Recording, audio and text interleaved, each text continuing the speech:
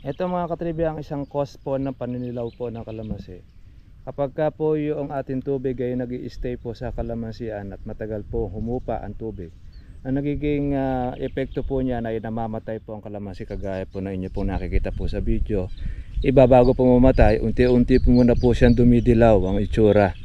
Ayan, lalo na yan pagbabad sa tubig. Tingnan nyo po yung parte naman na hindi po nabababad sa tubig, buhay ang kanyang kalamansi. Pero yung kalahati po na kung saan ibabad po sa tubig, ilan na lang po yung nabubuhay. Pero bago po siya mamatay, ay dumidilaw po muna. Kaya doon po sa mga nagtatanong, ano ang dahilan kung bakit mayroong naninilaw na kalamansi, tingnan nyo po yung area, baka mamaya nandyan po yung lugar na kung saan mababa po ang tubig, ang lupa, kaya dyan po ang stay ang mga kuha natin, ang tubig. Kaya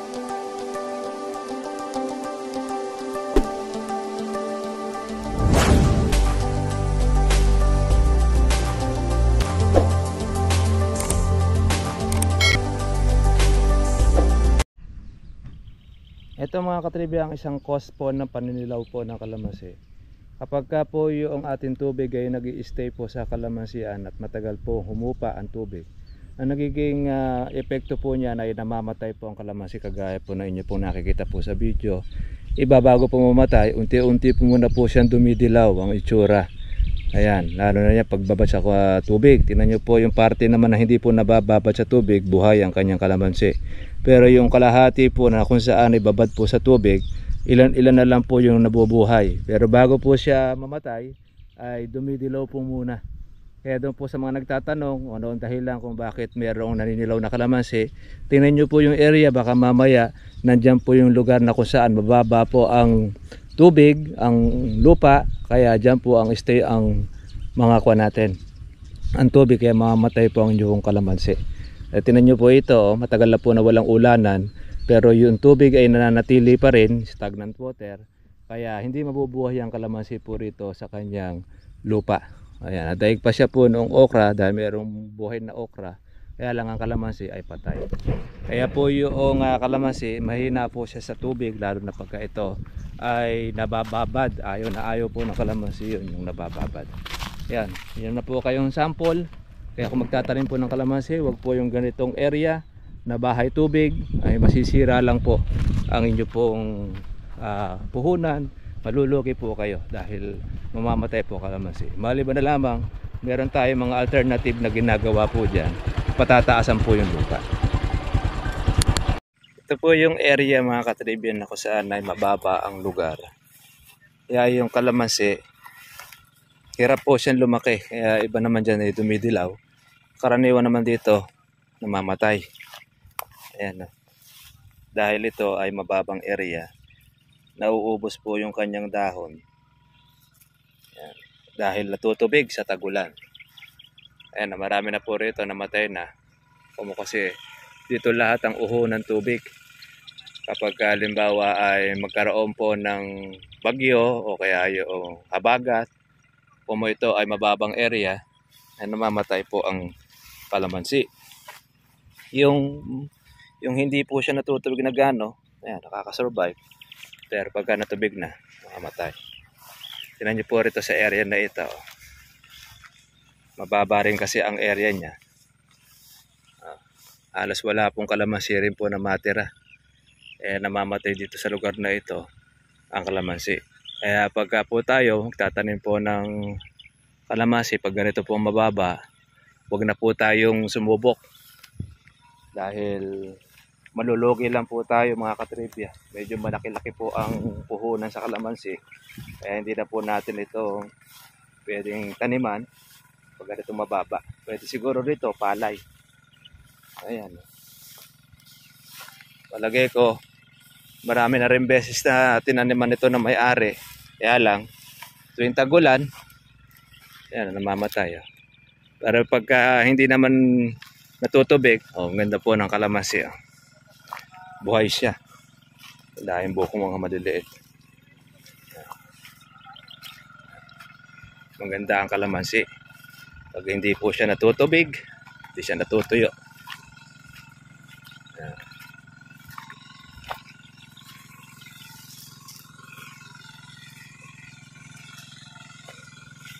Tayo pong bukong maliliit. Oh.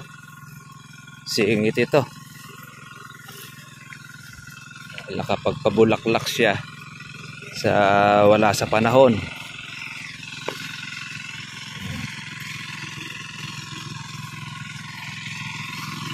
Ito naman, tinaniman mga katribya po ng kalabasa. Kaya po yung kalamansi hinawi na hinawi niya yung kalabasa. Hindi po tayo mga katribya a-advise na magtanim ng kalabasa sa pagitan ng ating kalamansi or ng kamoting baging, sapagkat ito gaya nga po niya, yung pong ating kalamansi magbububat, tapos yun nga, yung kalabasa akit po sa kalamansi natin. Ito na rin po yung kamoting baging. Ayaw po noong ating kalamansi na mayroong gumagapang sa kanya, kaya nga tayo regular po na nag-aalis po baging sa ating kalamansi para hindi po siya masaktan, para po yung makalaki ang ating kalamansi. Kagaya nito, malalaki na ang kalamansi na ito sa Buliran, San Antonio.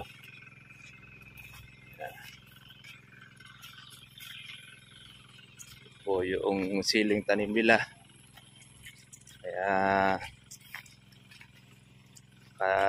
kauulan nung nakaraang pipito, mga nakaligtas yung iba. Ito ngayon mga katribya, magandang presyo. Yung siling panigang, ang Patriot, lalaki parang okra, no? Okra. Yung sa amin graduate na. Ito bago. Sa amin gumraduate na rin yung tanim namin. Yung bagyong sikawan, pipito. Dito. Halos naubos na rin. Laki. Ay, lalaki oh. Parang okra. Sarap po ito, dynamite. Oo. Nakaiuusok ang ilong burrito pagka sa dynamite eh. Mahang to. Mahanghang yan eh. Hindi siya yung kuha ng mahik eh. Pero yan, mabigat sa timbang. Timbang to. Mahal to ngayon, ginto ngayon to. Oo. Sa puhunan pa lang 250 na. Lalo sa bentahan niya. Maabot ng 400 yan. Hindi na presyo niya. Madalang lang kasi ngayon ng ganyan merong nakapagpalusot. Ikaw magtatanim yan, 2 buwan. Oo, 2 buwan pa hihintayin bago bumagak. Tsaka nung nagkabahaan, maraming nalubog na sili. Sa Aliaga, lubog ang mga sili doon. Bumaha rin ba? Oo, bumaha doon. Yung napigtas yung diki na ko.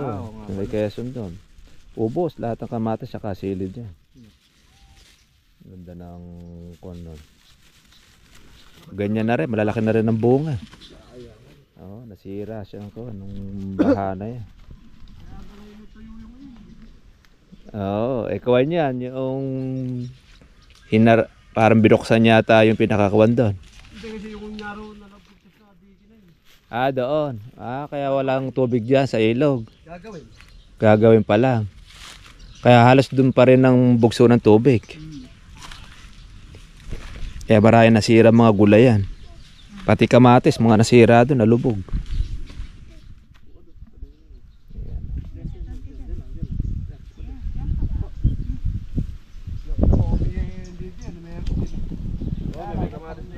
May kamatis. Nakakailang kilo na yung kayo, may?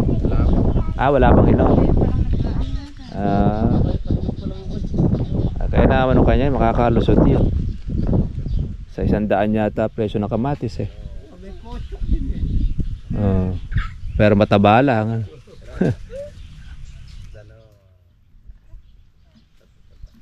Yung magandang itsura nung panigang na ito. Maganda yung dahon eh. Hindi masyado na. Pagkakuha kasi yan mangungulot yan pag hindi okay eh. Ako sa kanila basta wag lang mapapabaya sa tubig. Yan ang kuwad niya. Mag-iinda sa lamig yan. Sa tubig. Napapabaya sa tubig doon nag-iinda ng lamig. Saka maganda eh. Sa kabila. Sa Kuya Ren. Ah, oo. May bago lang din. Hmm. Ito maganda yung latag ng dahon niya. Kasi pagkakulot yun, hindi na magbubunga na maayos yun. Wala eh. Ayan o. 50 tray to ayan o. Oo. Ah, marami-rami rin ito. Tres yata yun na ito. Ah, 43. Oh. Eh, bago pa lang ito. Basal. Una, naka-isang bundle sila. Ngayon, baka tumatlo naman yung bundle nila ngayon yan.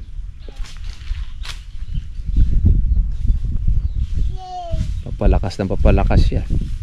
Oo, tumatagal yan. Okay, tumatagal yan. Siyempre po mga katribya po yung pag-alaga, pagsili. Tayo nakatikim tayo maganda rin pressure ng ating panigang, kaya lang yun na nga, nakakalamitan po siya ng bagyong Christine tsaka si Pepito, kaya sabay-sabay rin na harvest. Ito, bago yung bagyong Pepito naitanim na, kaya nakalusot siya. At saka hindi siya babahain, ay babahain na po ang buong Cabiao pag binaha ito. Kaya mataas-taas yung lugar ng kanyang tanim. Akala mo okra ano? Lalaki.